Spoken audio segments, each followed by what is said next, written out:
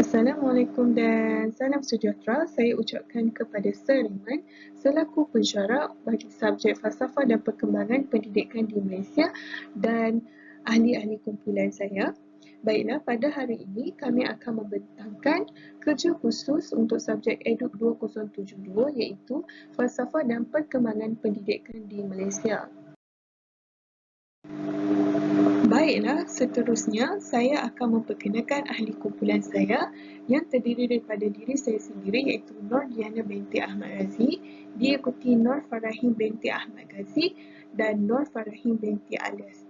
Kami merupakan kumpulan 5. Baiklah, soalan kerja khusus yang diberikan berasaskan peta IT banding beza antara perkembangan sistem pendidikan di Malaysia sebelum dengan selepas merdeka serta hubungannya dengan falsafah pendidikan.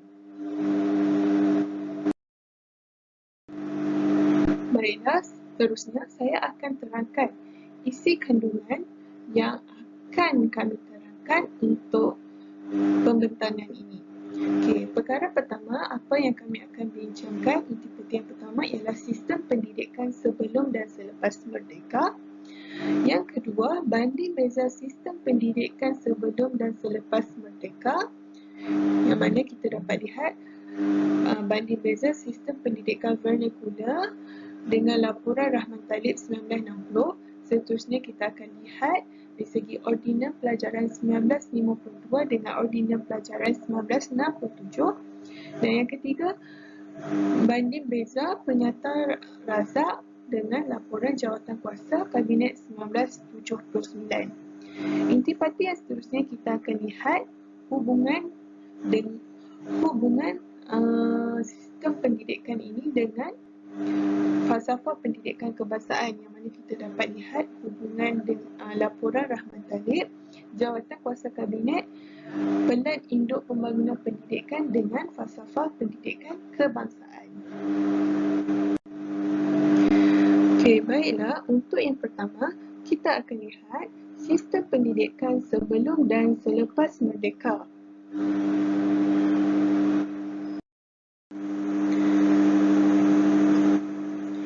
Kita akan lihat perkembangan sistem pendidikan di Malaysia, yang mana kita dapat lihat peringkat perkembangan sistem pendidikan di Malaysia.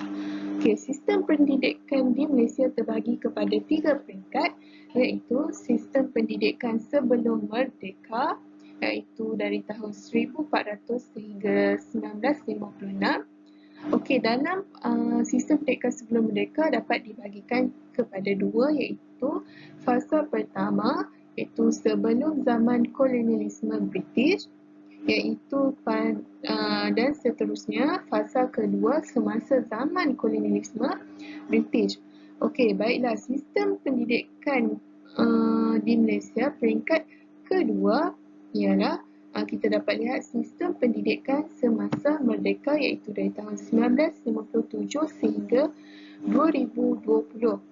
Melalui peringkat ini, kita dapat lihat terdapat pelbagai laporan dan dasar yang telah digubal bagi menghasilkan sistem pendidikan yang lebih mantap.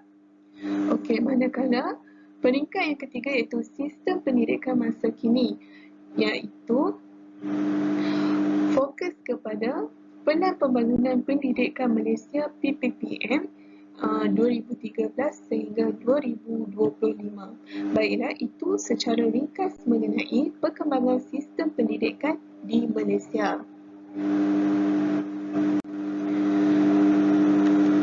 Seterusnya, kita akan melihat banding beza sistem pendidikan sebelum dan selepas merdeka.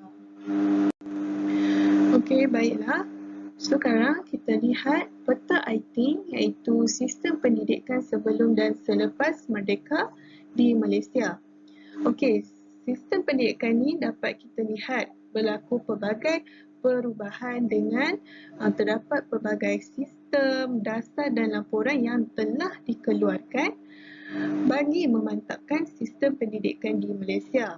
Okey, sebelum merdeka terdapat sistem pendidikan vernacular, kemudian Penyata Razak dan Ordinan Pelajaran 1952.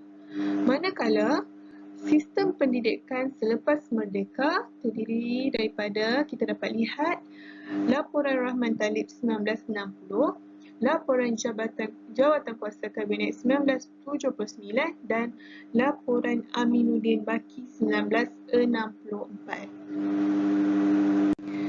Baiklah, kita akan banding beza perkembangan sistem pendidikan sebelum merdeka dan selepas merdeka. Saya mengambil sebelum merdeka, itu kita lihat sistem pendidikan vernacular, dengan selepas merdeka iaitu Laporan Rahman Talib 1960. Okey, baiklah. Untuk perbezaan ini kita akan lihat daripada beberapa aspek. Okey, baiklah, kita lihat. Okey, bagi sistem pendidikan vernacular, okey, jenis sekolah ketika ini ialah terdapat sekolah Melayu, sekolah Cina, sekolah Tamil dan sekolah Inggeris, yang mana sekolah-sekolah ini berdasarkan kepada kaum. Okey, manakala ketika Laporan Rahman Talib 1960, jenis sekolah, okey, sekolah rendah umum telah berubah menjadi sekolah kebangsaan. Okey, manakala kemudian sekolah rendah jenis umum menjadi sekolah jenis kebangsaan iaitu SJK. Contohnya sekolah jenis kebangsaan Cina, sekolah jenis kebangsaan Tamil. Okey, baiklah. Kita lihat dari aspek bahasa pengantar. Untuk sistem pendidikan vernacular, okey, sekolah ketika ini menggunakan bahasa iaitu mengikut bahasa ibunda masing-masing. Manakala ketika Laporan Rahman Talib 1960, sistem pendidikan ketika itu bahasa Melayu menjadi bahasa pengantar di semua peringkat pendidikan. Walau bagaimanapun untuk sekolah jenis kebangsaan, okey, mereka boleh bahasa Melayu tetap menjadi bahasa pengantar. Walau bagaimanapun bahasa mereka tetap boleh dipelajari. Okey, baiklah. Kita lihat. Okey, tenaga pengajar semasa sistem pendidikan vernacular, para guru ni telah diimport dari negara China, India dan England. Manakala ketika Laporan Rahman Talib 1960, guru-guru ini ia hanya akan dilantik iaitu guru yang telah menerima latihan khusus perguruan. Okey. Okey, bagi kurikulum sekolah, okey, sebelum merdeka iaitu semasa sistem pendidikan vernacular, okey, kurikulum sekolah pada ketika ini tidak seragam. Maksudnya kita dapat lihat sekolah ini berbeza, yang mana mereka mengikut budaya masing-masing, yang mana sekolah Melayu berbeza dengan sekolah Cina dan begitu juga sekolah Cina pun berbeza dengan sekolah Tamil, iaitu mereka mengikut budaya masing-masing. Malahan buku-buku dan kurikulum ni diambil dari negara tersebut. Okey, manakala semasa Laporan Rahman Talib iaitu selepas merdeka, sistem pendidikan kita dapat lihat perkembangannya iaitu terdapat sistem peperiksaan dan sistem persekolahan diseragamkan walaupun berbeza bahasa di peringkat rendah dan menengah.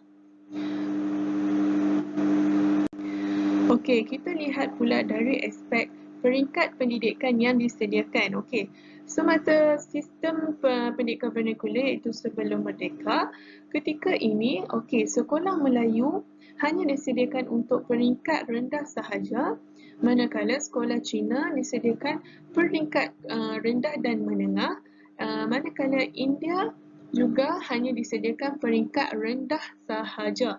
Okey, manakala selepas merdeka iaitu perkembangan semasa Laporan Rahman Talib 1960, telah terdapat pendidikan bagi peringkat rendah dan menengah. Maksudnya tiada lagi perbezaan.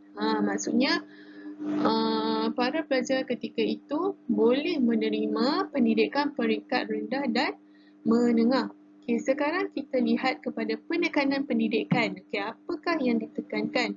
Okay, bagi sistem pendidikan vernacular, ketika itu sekolah murid-murid hanya ditekankan kemahiran-kemahiran asas. Misalnya membaca, menulis dan mengira. Okey, manakala selepas mereka itu ketika laporan Rahman Talib 1960 menekankan pendidikan teknik dan vocational dan pendidikan moral dan keagamaan. Okey, tujuan sekolah semasa sistem pendidikan vernacular ni bertujuan memenuhi keperluan untuk setiap kaum. Jadi kita dapat lihat sekolah ditubuhkan berdasarkan kaum masing-masing.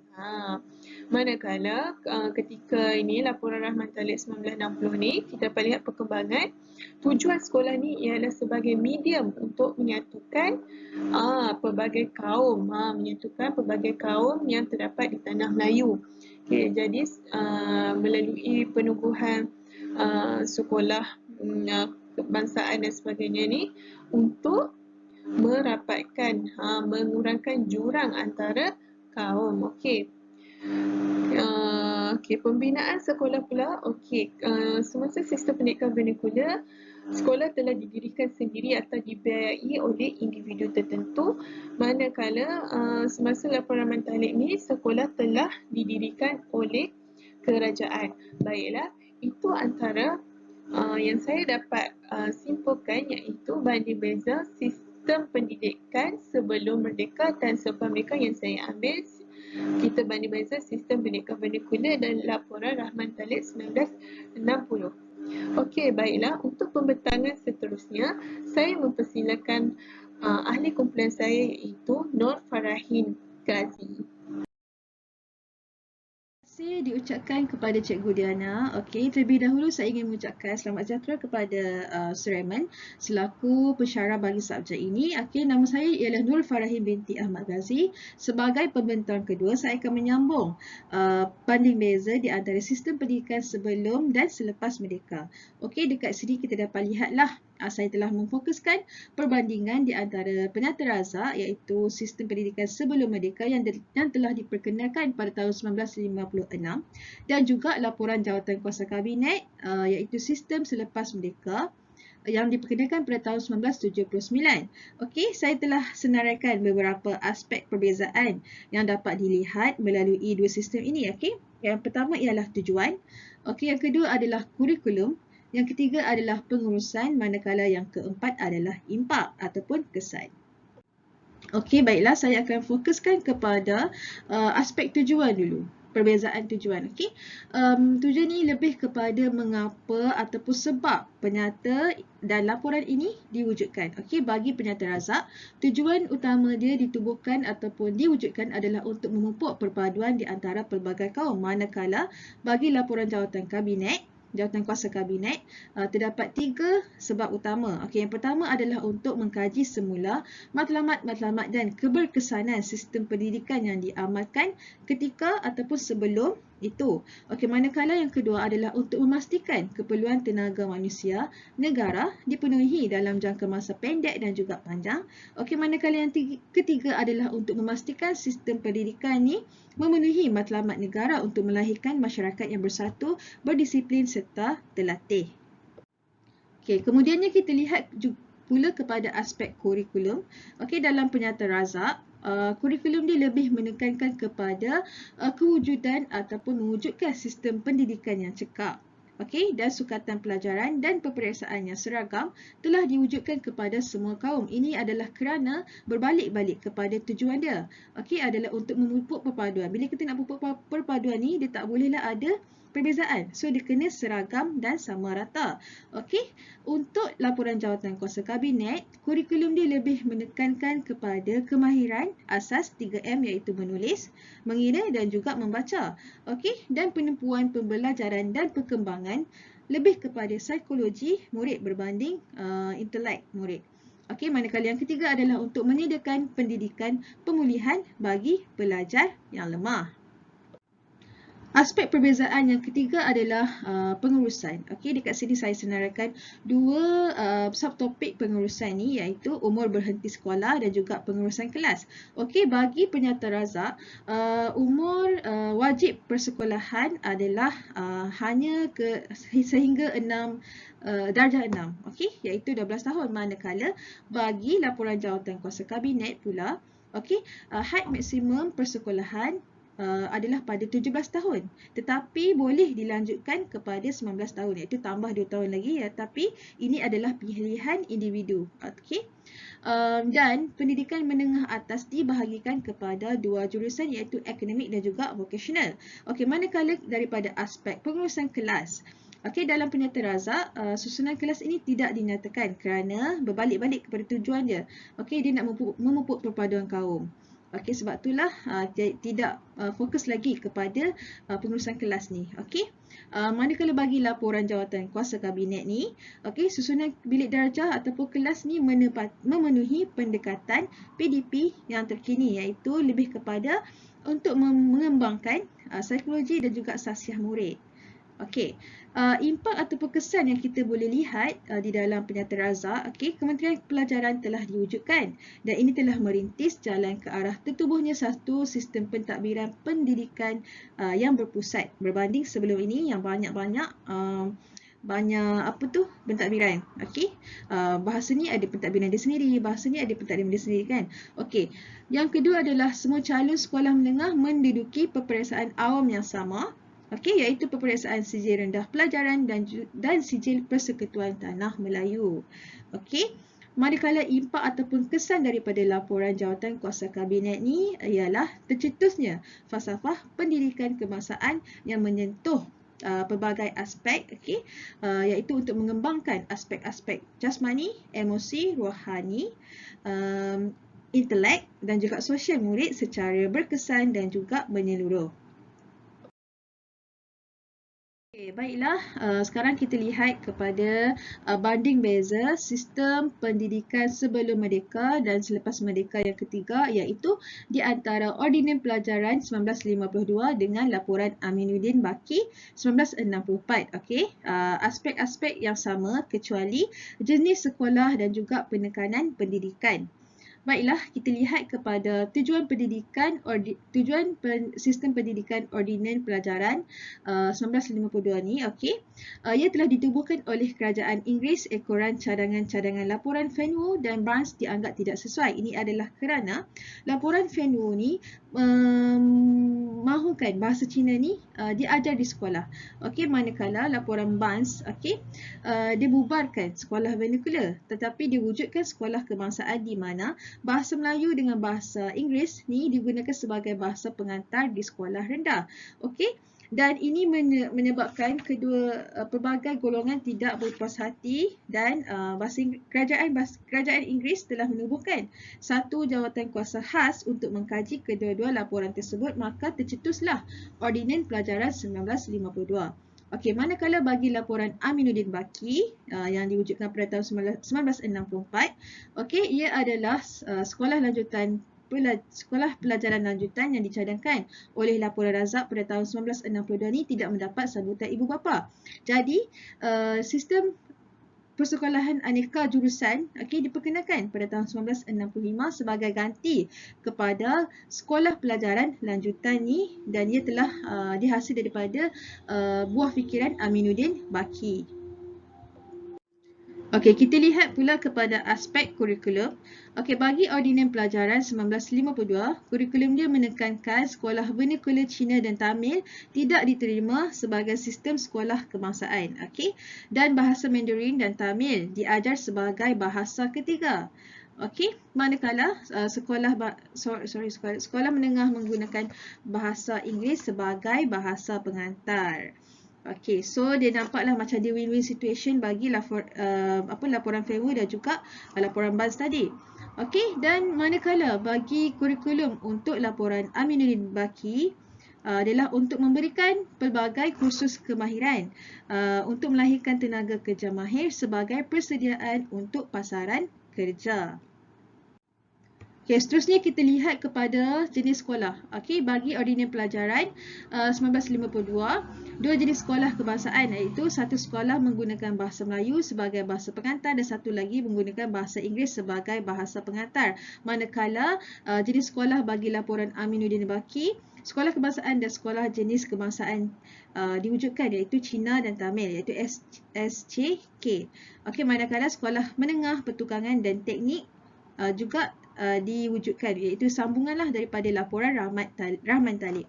Okey, dan penekanan pendidikan yang ditetapkan bagi dalam sistem pembelajaran ordinary pelajaran, okey, menetapkan sekolah kebangsaan sebagai corak sistem persekolahan di Persekutuan Tanah Melayu, manakala laporan Aminuddin Baki menekankan kepada kursus kemahiran, okey, kursus kemahiran dan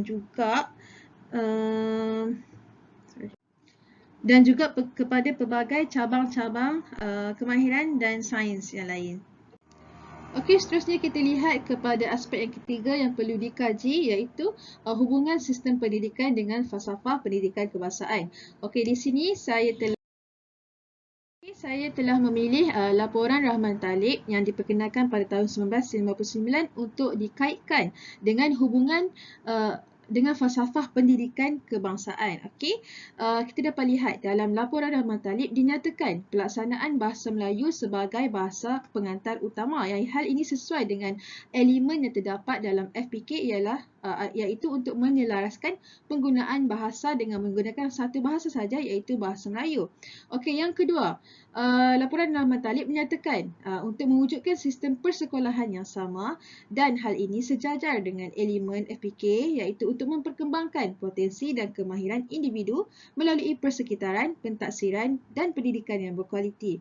Dan kita boleh lihat pada poin yang ketiga, okey, laporan Rahman Talib memberi penekanan kepada pendidikan teknik dan vokasional, okey, untuk keperluan tenaga mahir sejajar dengan elemen FPK yang bertujuan untuk melahirkan insan yang berkemampuan dalam pelbagai kemahiran, seterusnya dapat memberi sumbangan kepada masyarakat dan juga negara.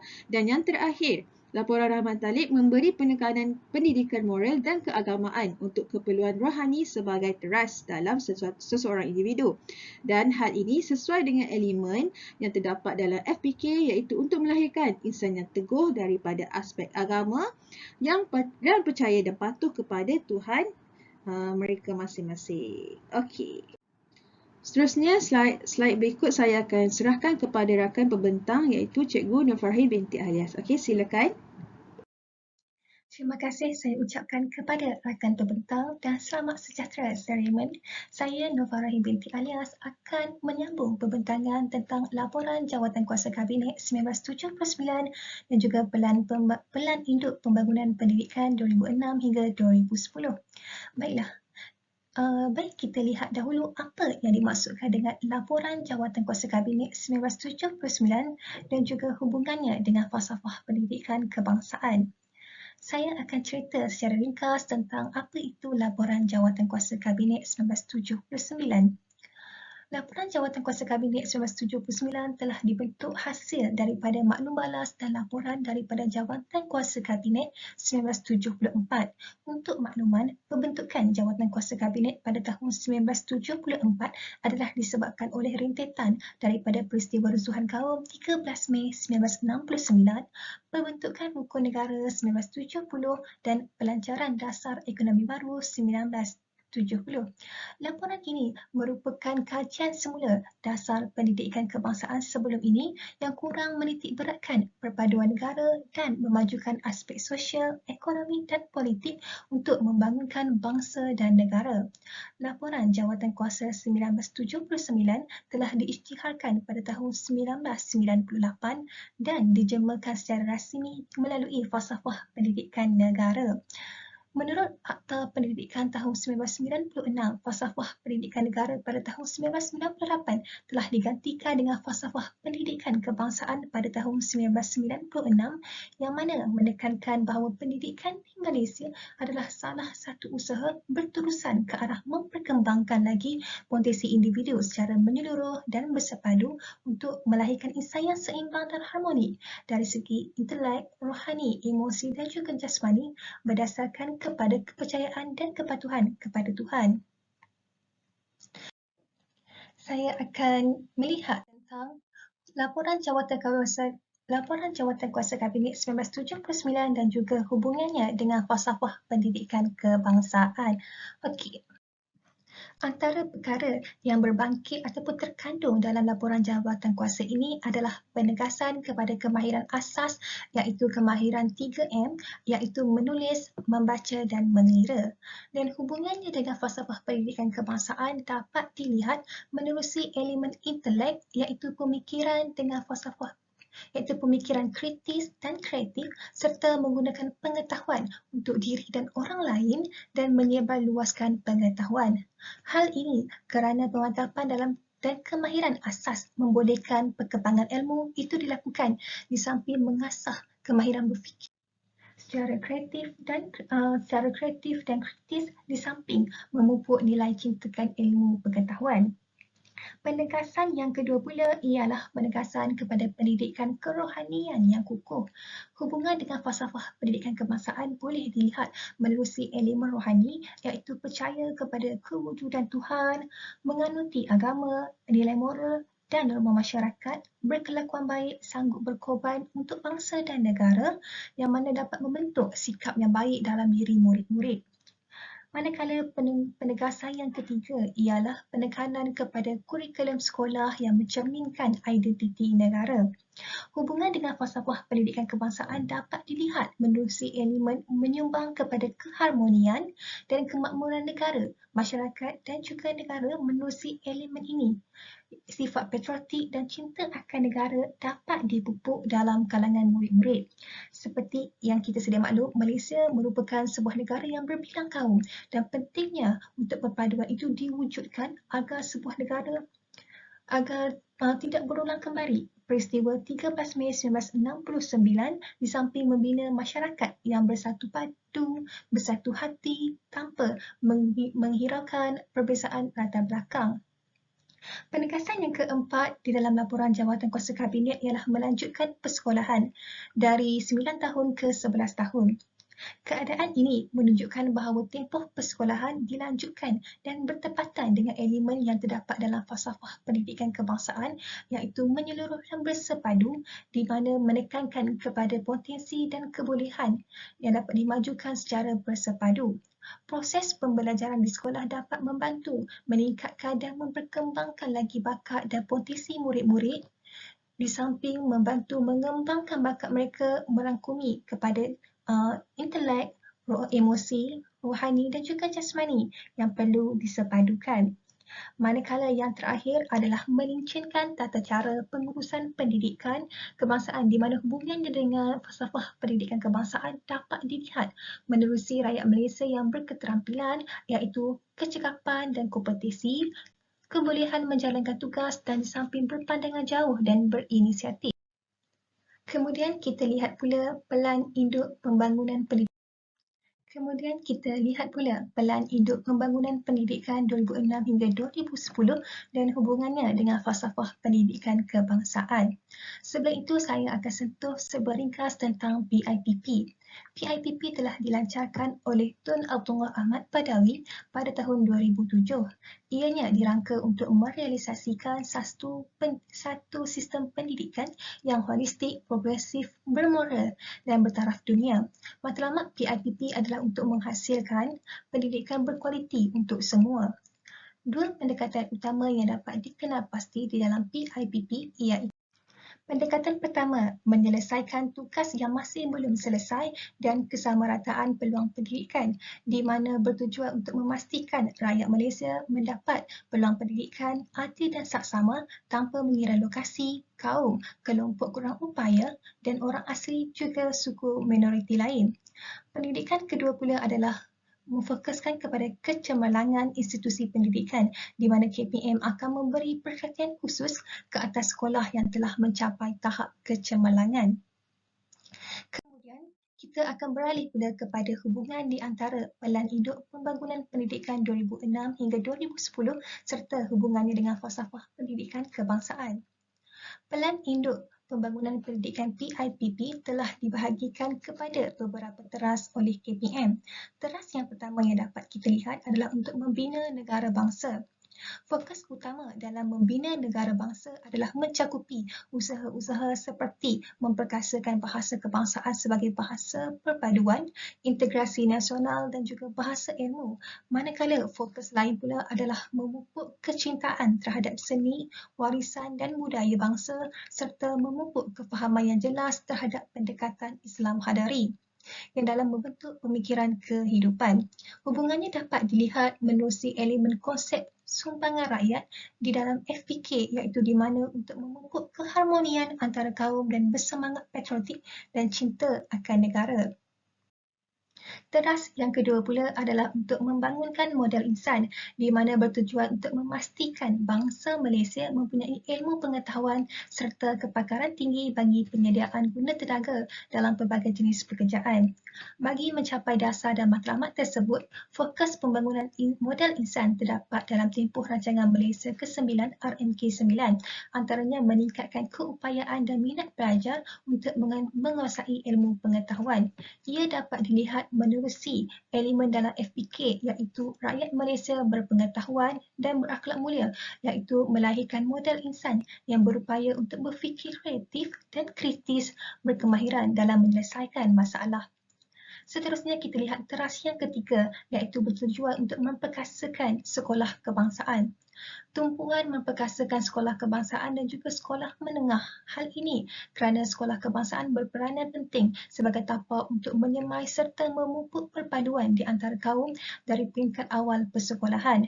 Hubungannya dengan FPK adalah menerusi elemen rakyat berketerampilan iaitu memfokuskan kepada kecekapan dan kompetisi, kebolehan individu dalam menjalankan tugas serta berpandangan jauh dan berinisiatif. Teras yang keempat adalah merapatkan jurang pendidikan. PIPP bakal merapatkan jurang pendidikan antara lokasi dengan membangunkan infrastruktur dan pendidikan luar bandar di seluruh negara.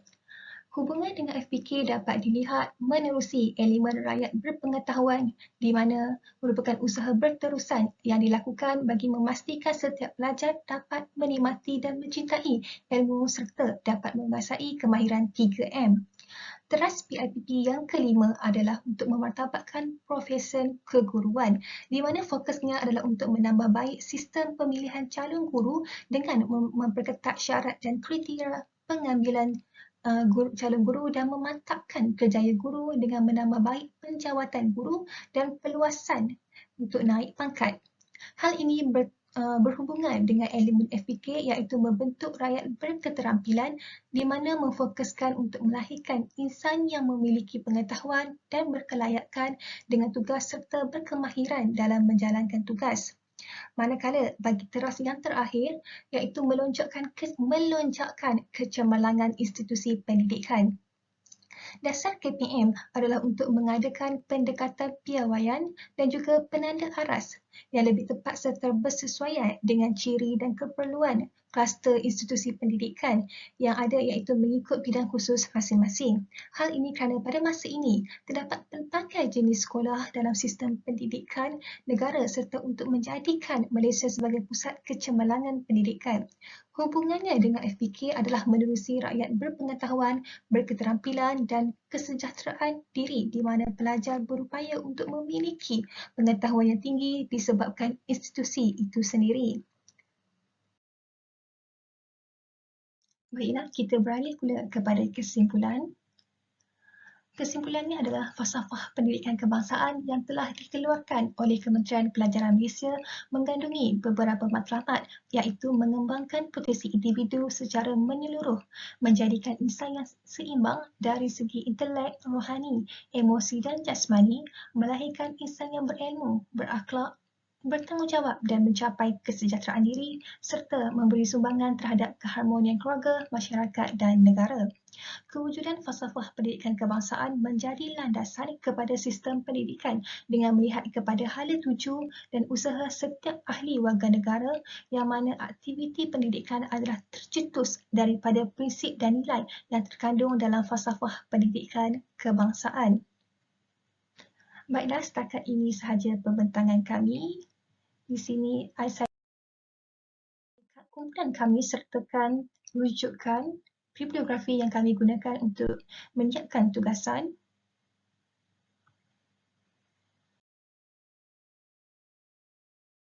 Sekian, terima kasih.